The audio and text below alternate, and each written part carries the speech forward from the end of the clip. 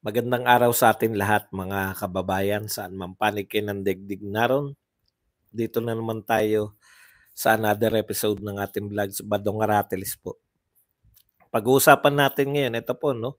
Inihahabol pa po ng bayan o bagong alyansa makabayan yung impeachment kay BP Sara na may oras pa raw.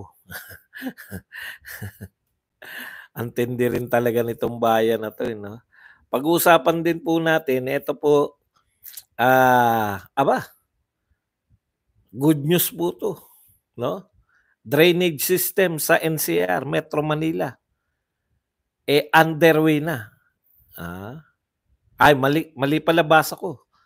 Drainage system in Metro Manila, talks underway. Usapan pa lang pala. Usapan pa lang, bakit may 1.4 billion na? Grabe naman talaga. Oh. Bakit nagpupundo na tayo noong 2022? Wala pa palang plano, wala pa palang master plan. Ano ba naman? Ano ba namang gobyerno to? Una muna yung pondo. Saan ginastos yung wala namang master plan? 5,500, hindi ba kasama sa master plan yan? Antindi. Si Gerber naman po, Luistro, eto po, naku, matulain talaga to eh. Nowhere in the law, not even in the Constitution, provide that the OBP has a mandate. Wala daw pong mandate ang OBP na mag-conduct ng surveillance activities and even matters of national security. Sa madaling salita, bawal ayon kay Gerber Luistro ang pagkakaroon ng confidential fund. Yung mga diction niya, yung talagang yung kinakailangan, yung patibukan ng bibig talaga. Nowhere in the law. Yung pati yung bukan ng bibig nakaarte. Dilima nga, no? Tama kayo, dilima eh. Ngayon ko lang napupuna eh. Habang pinanunod ko si Gerber eh. Yung bawat ano po, yung... Okay, yan po mapag-usapan natin. Pero bago yan, kung bago ka pa lang dito sa ating channel, mag-subscribe ka na. Dahil ito lang ang tayong channel na may kinikilingan, may pinapanigan, una sa balita, uli sa impormasyon. Kaya ano pang hinihintay nyo? Pindot na. Okay. Astrid. Ginulo mo na naman ang buhay ko, Astrid. Mawawala na naman ako sa aking pagtalakay. Ano ka ba naman, Astrid? Oh? Okay. Pag-usapan natin, no? Unahin na po natin tong may oras pa para ma-impeach si BP Sara. Yan po ang sabi ng bayan, bagong alyansang makabayan. Ayon pa sa bayan, eto po, noon daw in-impeach si President Erap Estrada, 2 buwan na lang ang natitira. So kung 2 buwan, mga October, no? Kaya pwede pa raw.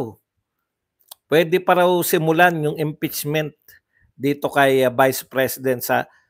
Bakit ba nagmamadali kayo? Na mai-impeach na ngayon si BP Sara. Be careful what you wish for. Baka pag na-impeach nyo yan, mas malupit na maging leader pa ng oposisyon yan. Di ba? Kasi wala na siyang gagawin as Vice President eh. Atin na lang na atin ng rally. Thank you very much muna kay Andre Gueco sa 2 Singapore dollars na pangkape. Alam niyo, sa totoo lang po, hindi naman totoo naman na na marami silang oras. Wala namang problema 'yun eh, no? Marami po kayong oras para impeach si BP Sara. Hindi naman po problema 'yung oras kasi sa 20 kung hindi na abutin ng 2024 sa 2025, 'di ba? Oh. Pero ano po ang wala kayo kaya hindi nyo ma-impeach? Alam mo ba yan, hindi naman problema ng mga kalaban ni VP Sara yung oras. Ang problema talaga niyo katulad ng diniscuss natin kanina ba o kagabi, wala talaga kayong naikakaso. Wala kayong maikaso, eh. Oh, inisa-isa ko yung mga sinasabi niyong ikakaso niyo. Una, yung, wala namang kakaso-kaso kasi yung 125 na inaasahan niyo, ito rin yung sinabi nito ni Bayan muna, eh, 'no? Oh, ano ba yung ikakaso daw nila? Yung, dalawa ayon dito sa Bayan, 'no? Ang ikakaso lang nila aside from betrayal of public trust, Duterte could be held liable for culpable violation of Constitution and graft and corruption. Hindi pa nga kayo tiyak, eh, kung ano yung nilabag, eh, kasi could be. Yung mga wordings ninyo walang katiyakan, eh. Kasi kung, sigurado sila sa kanilang, idedemanda, 'no, eh, ganito po ang sasabihin. Aside from betrayal of public trust, Duterte is liable. Sigurado kayo, eh. Ito po could be. Eh, may ikakaso ba kayo na hindi pa kayo mismo hindi pa sigurado? 'Di ba? Ang ikakaso namin sa kanya ay culpable violation and graft and corruption, gano'n. Eh, hindi, maaari naming ikaso. Posible. Kanino kayo aasa? Sa COA? Nagsabi na yung COA, yung 125 na matagal niyong inalagaan, wala, nakaayon sa batas nakaayon po sa circular, joint circular niyang, paggamit, 'no? Kung paano ginagamit yung confidential fund, nakaayon po yung 125. Oh, yan yung problema niyo, eh. Nakaayon naman pala. Ngayon, wala silang makita sa confidential fund noong 2022. Sinabi na po, naaayon. Ano po? Tinanong ni Akop, ulitin lang natin para sa mga tao na to. Tinanong ni Akop, wala naman pala kayong nakikitang problema. Bakit nyo binigyan ng disallowance? Kasi kulang po sila ng, papeles. Hinihintay lang namin. So pag naibigay nila yung papeles, wala ng disallowance. Tandaan po ninyo, si VP Leni may disallowance din siya. Di nyo ba alam yun? Inayos lang yung papeles, tapos na. Nung panahon ni Leni Robredo. Hindi po yan kakaiba. In fact, ang dami pong may disallowance. Tinanong nga yan ni Marcoleta. Ilan bang ahensya natin ang may disallowance sa COA? Oh, sinagot naman siya. Sinagot siya na tanggal ka na sa lahat ng pwesto mo. Di ba? Wala. Hindi nyo problema yung time. Anytime pwede nyo sampahan, matagal na, eh. Gusto nyo ng impeach. Last year pa yan sinabi ni Franz Castro, eh. Na-impeach si VP Sara, eh. Ano ba problema nyo? Time ba? Hindi. Kung last year pa yan, eh. Ibig sabihin, last year pa kayo naghahanap ng ikakaso. Wala kayong maikaso, wala namang kaso yung Bratinela, eh. Wala rin namang kaso yung hindi nanumpa. Kailan ba hindi nanumpa? Ngayon lang yun. Kailan nyo pa yan kailan nyo pa sinasalang si VP Sara para ipahiya? Hanggang pagpapahiya lang ang kaya nyo, hindi nyo kayang magkaso dahil wala pa rin hanggang ngayon. Ano yun? Nagbigay ng sobre? Mismo nga yung binigyan ng sobre di umano ay hindi niya magawang sabihin na yun ay suhol. Ako, simple lang naman yan, you know? Kung meron pong kumukontra na congressman, panay kayo kasi kampihan yung kaisa-isang pwedeng kumontra, tinanggal pa nyo. Simple lang po yan. Ako tatanungin ko yung si Lola Mercado. Bakit po ba kayo susuhulan? Ano po ba yung sinabi sa inyo ni VP Sara na gusto niya mangyari? Bakit kayo sinusuhulan? Wala naman na-establish, eh. Kumbaga sa krimen, di ba? may krimen lang, establish mo muna yung motibo bago mo pagbintangan yung tao. Wala nga kayong na-establish na krimen. Hindi nga umaamin yung pinagbigyan. Tinanong na nga ni De Lima II, kung yan ba ay sinuhulan ka ba? Sabi niya, that's a harsh word. That's a harsh word for... Oh. Hindi niya nga maamin na sinuhulan siya. Para saan yun? Ano ikakaso nyo? Sa bintang na hindi sinuhulan? Nagbigay pero hindi nanuhol? Yung bang ano nyo? Malayo po yan. Pero dahil wala na po, speaking ng pwedeng posibleng maikaso, dahil walang-wala na po talaga sila maikakaso, lahat po ng confidential fund accounted na. Ayon mismo sa COA, wala silang nakikitang problema, nag-iintay lang ng mga konting papeles. Walang kaso. Sino po ba otoridad pagdating sa pag-audit? Nanghingi si Dan Fernandez eh. Peng nga po ng si Chua naman, pati yung mga safe houses, gustong malaman kung saan naroon yung safe houses niyan. Siguro titignan niya, kakatok. Hello? Ito po ba yung safe house ng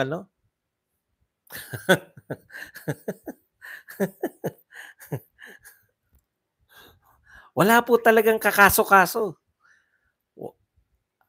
Kaya nga sabi ni BP Sara, wag nyo, kaya hindi ako atin dyan dahil ayaw kong sa akin pa magmula yung ikakaso nyo sa akin. Very good. Ang gandang katwiran nun. O dahil wala silang masilip na ikakaso ngayong Vice President, sinisilip na po nila ngayon yung confidential fund noong siya ay mayor. Palabuan na po yan. Kasi matagal na siyang mayor eh. 2022 tapos na siyang pagiging mayor eh. Meron na check na mga audit niyan. Ito po, Davao City's allocation of confidential funds in 2022 received 460 million, far exceeding the allocations of other highly urbanized cities like Cebu, Manila, and Makati. Wala naman pala kayong kinakaso. Ang sinasabi lang nila, bakit yung highly urbanized cities like Cebu, Manila, and Makati, mas malaki pa yung confidential fund ni BP Sara sa Davao? Hindi nila sinabing masama. Hindi nila sinabing may anomalya. Wala kasi i-quote nila yung COA para sabihin nilang may anomalya. Bakit po nila sinasabi? Kinukumpara lang nila. Cebu, Manila, and Makati. Balikan natin yung confidential fund. Para saan po ba talaga yung confidential fund? 'Di ba? Tinanong si BP Sara, no? 'Di ba yung nag-i-speech si BP Sara? Gagamitin niya yan para maiugnay si Franz Castro.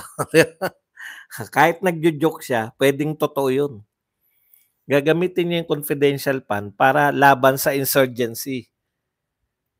Kasi sa Davao, ganyan yung ginamit niya. Sa insurgency. Di ba? Insurgency. Okay. Ngayon, ito po. Kaya marami ang confidential fund kasi wala naman tayong, marami po hindi alam yung kung ano nangyari sa Davao. Ito po kinukumpara nyo sa Cebu, Manila at Makati. Yung mga taga Davao alam po to.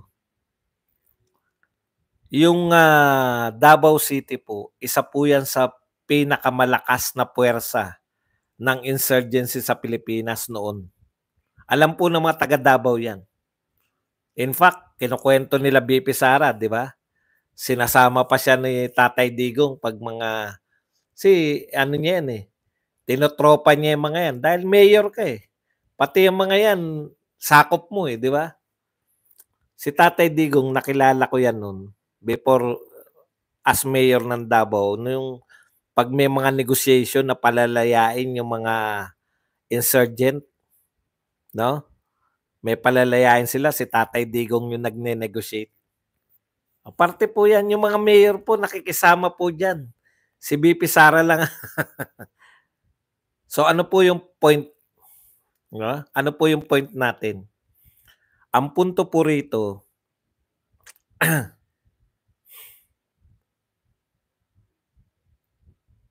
dahil malaki po ang problema nila sa insurgency. Kaya dapat malaki yung pondo nila mas malaki yung pondo niya bukod sa sheer vastness, yung mas malawak po ang Davao City, di hamak. Siguro 1/4 lang yung buong Metro Manila sa laki ng Davao City.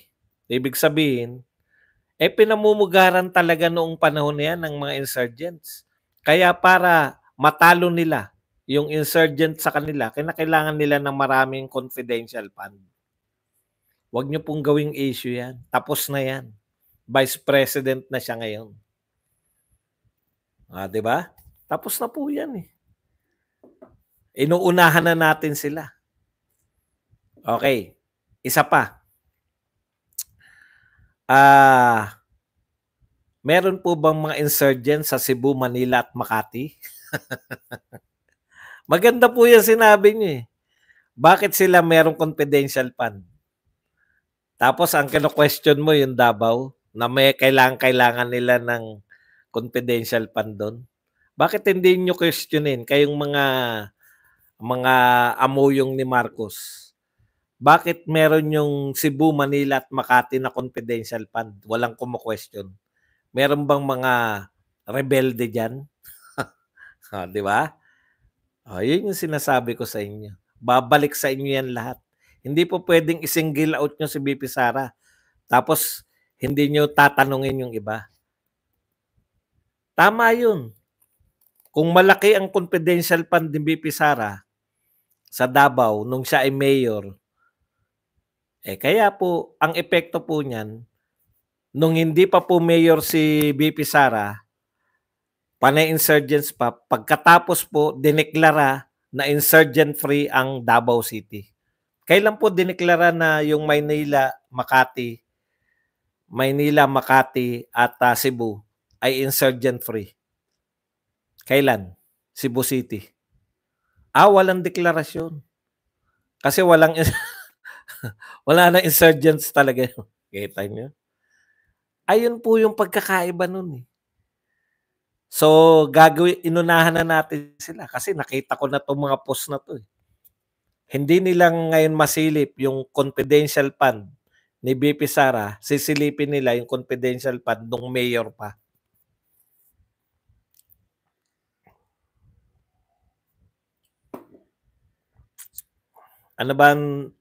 Coach Jarrett?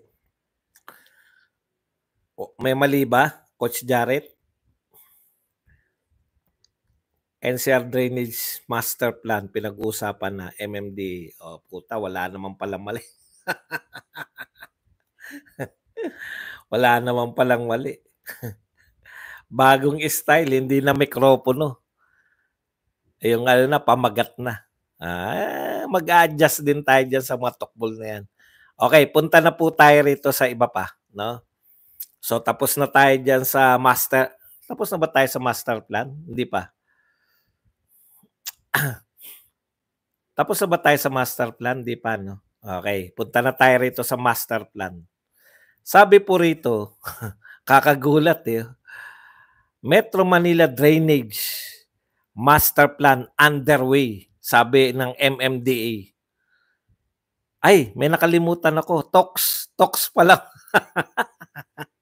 Talks pa lang pala. Sa Tagalog po, ang Drainage Master Plan ng Metro Manila ay pinag-uusapan na. Kakamot ka talaga ng ulo. Pinag-uusapan na? Teka lang. Ano yung 1.4 billion? Ano po yung 1.4 billion a day? Hindi yan si Coach Jarrett. Niloloko lang kayo niya. Jarrett, dalawa. Bakit po may 1.4 billion a day? na budget sa flood control. Wala pa palang master plan. Grabe talaga. Papakinggan muna natin. No? Pakinggan muna natin yung mga sinasabi nila. Putya, highly polluting. Lulutang ka talaga. Ang ganda ng mga sinasabi. Oh. The proposal said the Metro Manila Drainage Master Plan would be made to endure changing weather and landscape conditions in the next 50 years with a detailed engineering design of drainage system in the metropolis. Hindi, no? Ang sarap pakinggan, no? Kaya nitong lahat po ng uri ng pagbabago ng klima, no? Ay kayang i-endure nito within 50 years. Antindi. Antindi nung plano. Parang 20 pesos na bigas lang, no? Ano to, pangarap ba o plano? Pangarap ba o pangako? Kasi may distinction yan sa BBM admin, eh. Nagre-react sila pag hinanapan mo, asan na yung 20 pesos na bigas? Asan na yung 1 million pa bahay? Pangarap lang yun. Hindi naman pinangako yun, eh. Pukin, sabi sa isip-isip ko, ano ba ibig sabihin ng pangarap? Hindi matutupad?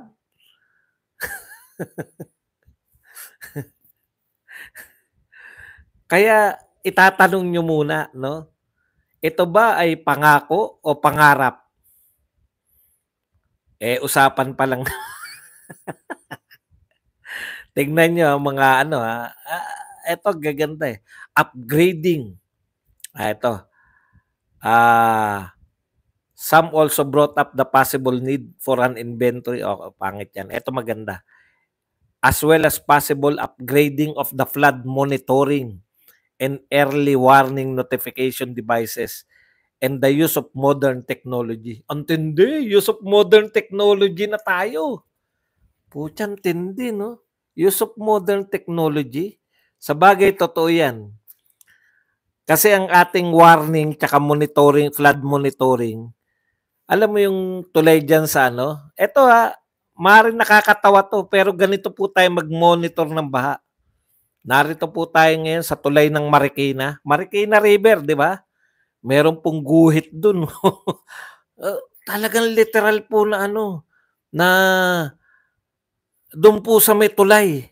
Yung poste ng tulay. 6 meters, 8 meters, 10 meters. Sisilip yung reporter. Narito na po tayo sa guhit na 6 meters. Putang tindi. 6 meters na. Tumataas na po, nasa 13 meters na po tayo. Ganun po tayo mag-monitor, di ba? Merong mga reporter na nasa Marikina Bridge. Naroon Kaya palakpakan tayo kasi gagamit na po ng use of modern technology. Antindi. Ngayon lang po, sa dami po ng pondo, ngayon lang po nakaisip ng modern technology. Palakpakan naman natin. Teka, ang tanong uli, pangako ba to o pangarap lang? Eto pa matindi. Emphasize the need for coordination, alignment, interconnectivity, and synchronization of all projects and programs related to drainage in Metro Manila. Tindi ng mga salita, coordination, alignment, interconnectivity, and synchronization. Akala mo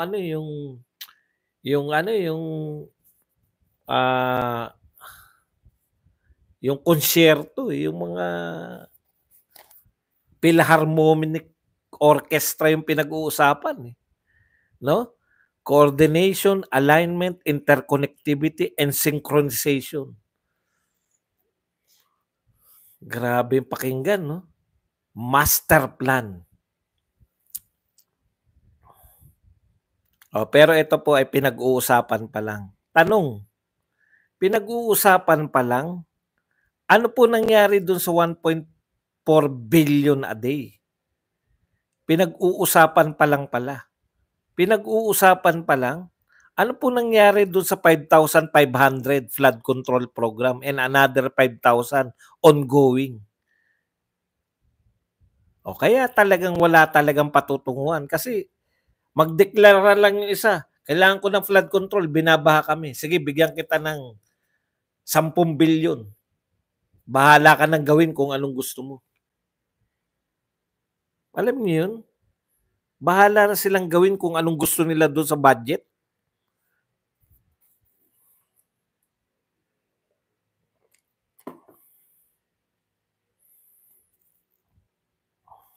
Mapapaisip ka na lang kung anong uri ng gobyerno meron tayo.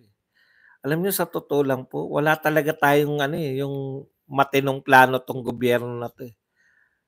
Ayuda lang paghagilap ng salapi. Nakakaawa tayo 'no. Ang galing maghanap ng pera eh.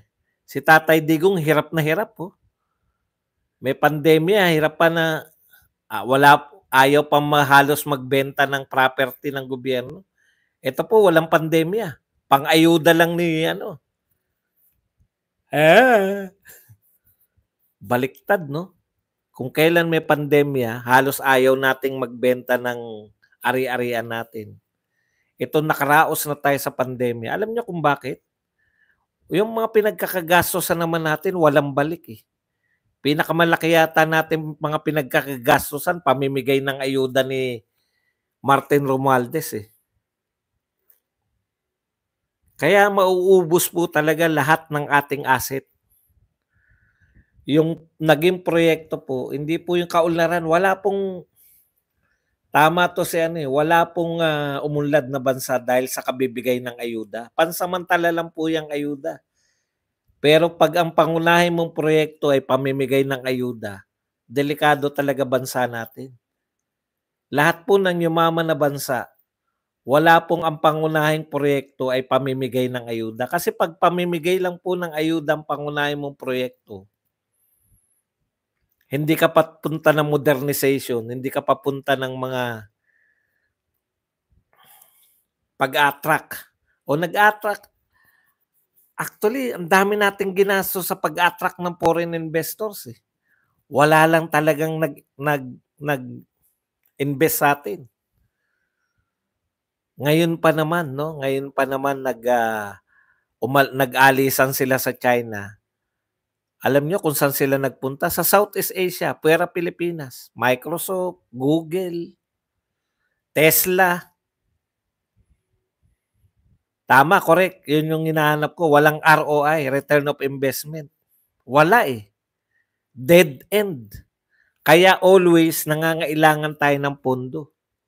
Saan galing ang pondo natin? Sa tax, sa OFW? Ngayon, nadagdagan na. Dati, tax lang eh. Tax, utang, OFW. Ngayon, remittance ng OFW. Ngayon, nadagdagan na. Pagbebenta ng assets.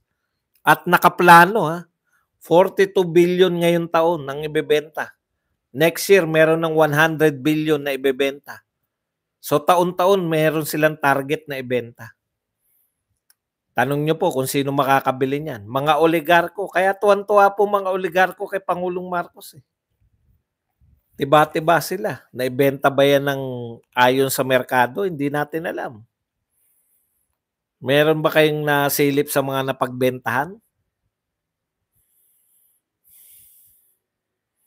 Wala pong umunlad na bansa sa pamimigay ng ayuda. Tandaan nyo po yan. Okay, punta po tayo rito kay Gerber. Gerber Luis Tron. Sabi, ganito po siya magsalita. No? Yung talagang para lumabas yung mga diction ni De Lima. Nowhere in the law, not even in the Constitution, provide that the OVP has the mandate of promoting and maintaining peace and order.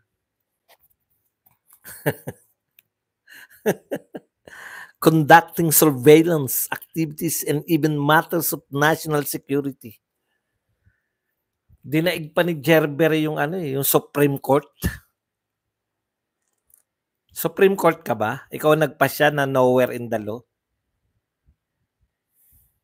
Sakit ng pangako. Tinitignan ko kasi talagang yung buka ng bibig niya talagang kinakailangan full para yung labas ng boses. Natatandaan ko tuloy yung may teacher kasi kung ganyan eh. Kalimutan ko lang pangalan, si Miss Galang, grade 5. Grabe yan. Banjo. Kinakailangan pati boses na banjo. Banjos. Tapos pinatutula kami. Ganyan po. When I grow up, I'd like to be. When I grow up, I'd like to be a brave, strong, long bird of the sea. Ganyan si Gerber. Kaya alam ko, pan-declamation yan. Kaming mga section 1 lang yung tinuturuan ng ganyan. Para par-declamation. Okay. Nowhere in the law, not even the Constitution, provide that OBP as the mandate to... So sa madaling salita, wala daw sa batas ng Pilipinas at maging sa konstitusyon na may mandate ang OBP na magkaroon ng confidential fund. Di ba? Ngayon, kung walang magsusuri, walang kukontra, parang tama na lang si Luis Tru kasi kinukot na lang siya. Di ba? Okay. Tanong ko lang sa Luis Tru. Pwede bang i-appoint ang Vice President sa ibang posisyon sa gobyerno, sa pamahalaan? Nakalagay ba yan sa Constitution? Nakalagay. No?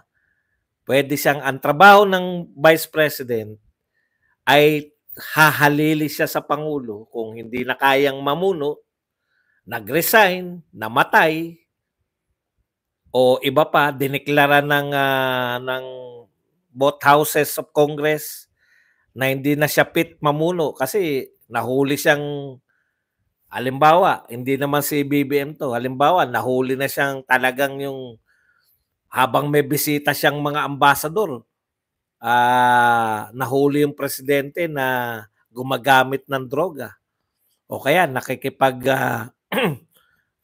sex sa prostitute, halimbawa lang. Idideklara siya unfit to lead ng both houses of Congress. Kaya Vice President, yun ang trabaho niya, hahalili siya. Pero nakalagay din Gerber eh. Sabi sa Constitution, pwede rin siyang i-appoint ng Pangulo. At pag in-appoint siya, hindi na siya dadaan nga sa commission on appointment.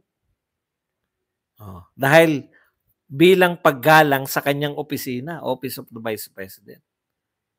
Nakita mo, Gerber? Pwede palang i-appoint. Saan ba in-appoint si BP Sara? Kasi namimiloso po lang siya eh. Kinakailangan din niya ng mga pilosopong sagot na may katotohanan din. Saan ba siya in-appoint? DepEd at saka Vice Chairman ng NTF-ELCAC. Yung NTF-ELCAC ba, wala pa rin niyang usapin ng security, peace and order, maintaining peace and order, and national security? Meron na. Meron na, Gerber. Vice Chairman siya niyan. In-appoint siya ng Pangulo ng Pilipinas eh. NTF-ELCAC. Co-Vice Chair. Yung bang pagiging NTF-ELCAC niya, meron na pwede nang makialam sa national security, sa peace and order? Pwede na. Pwede naman pala, Gerber eh. Di ba? Yun yung sinasabi ko sa inyo. Kinukot mo lang yung mga hindi applicable sa kanya. Bilang Vice President, in-appoint siya eh. Bilang Vice Chair eh. Yung pinag-uusapan natin, 2023 yan eh. Kailan ba siya nag-resign? 2024. Yung kino-question nyo sa kanya, 2023. May karapatan ba siyang makialam bilang Vice Chair ng NTF-ELCAC sa national security, etc.? Siyempre, pepilosopohin naman tayo ng mga pilosopo rito. Meron naman sariling intelligence fund yung yung NTFL ka, di maki-intelligent funds na lang siya ron. Anong silbi niya bilang vice chairman? Kung kada kinakailangan ng intelligence, ano bang narinig nyo rito? Yun po yung sinasabi ni Pangulong Duterte. Bilang Vice President, dapat may sarili siya. Hindi lang siya umaasa sa mga tauhan niya. Kasi pangalawa siya sa pinakamataas. Dapat may sarili siyang intelligence. Dapat may sarili siyang mga pinagkukunan ng impormasyon. Labas. Mahirap yun. Katulad po ng Pangulo. Meron pong intelligence ang Pangulo, labas po sa National Intelligence, sa NICA, labas po sa advisor niya on peace, security advisor, labas po doon. Meron pa siyang sarili. Bakit? Hindi po pwede na yung pinagkukunan mo, mga tauhan mo lang. Bakit? Kasi, kunwari, nagkukuditan na sila. Pinipidan ka ng mga intel na mali. Yung pala, bala kang tigbakin. Dapat may sarili. Sino po nagsabi niyan? Si Pangulong Duterte. Kaya dapat may sarili si Inday at si President Marcos. Tama yun, mali. Tama yun. O ngayon, si Lenny naman wala nun. Hindi naisip ni Lenny yun. Ayaw din siyang turuan ni Tatay Digong. O, naintindihan nyo na. Hindi porket ginawa ni Lenny, yun na yung pamantayan natin ng Vice President. Etong Vice President na to, magiging Pangulo balang araw. Si Lenny, kaupo pa lang, alam na natin na hindi siya mananalo. O, last na kay Gerber. Gusto mong palabasin na bawal magkaroon ng CIF, Confidential Intelligence Fund, dapat ang OVP. Tanong ko lang, saan ba galing ang pondo na yan? Noong 2023. Di ba kayo nagbigay? Noong 2022 budget hearing, binigyan nyo ng Confidential and Intelligence Fund ng OVP. Kung sasabihin mo na labag sa batas yan, kayo lumalabag sa batas. Hindi lang si BP Sara. Kaya hindi mo masabing labag sa batas di ba? Sinasabi mo lang, nowhere in the law, not even in the Constitution, provide that the OVP has the mandate of promoting. Yun lang ang sinasabi mo. Dahil, pag dineklara mo na illegal yung pagbibigay ninyo, damay kayo. Kayo nagbigay niyan. Iba po yung 2022 Yung 2022, ito po yung kahulugan nun Nang hingi si BP Sara, binigyan siya ng presidente. Kaya kung illegal yun, damay ang presidente. Hindi nila makasuhan doon, di ba? Kaya ang kinakaso nila, yung paggasto. Paano ginastos? Nagdeklara ng COA, walang anomalya. Hindi na nila ngayon. Hindi rin nila makakasuhan. Kaya walang makasuhan. Ngayon, sasabihin mo naman na nowhere in the Constitution. Kung wala sa Constitution, bet nyo binigyan ng pondo noong 2023. Sila po nagbigay niyan.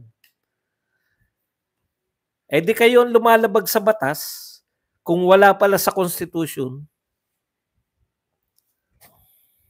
I rest my case, ladies and gentlemen.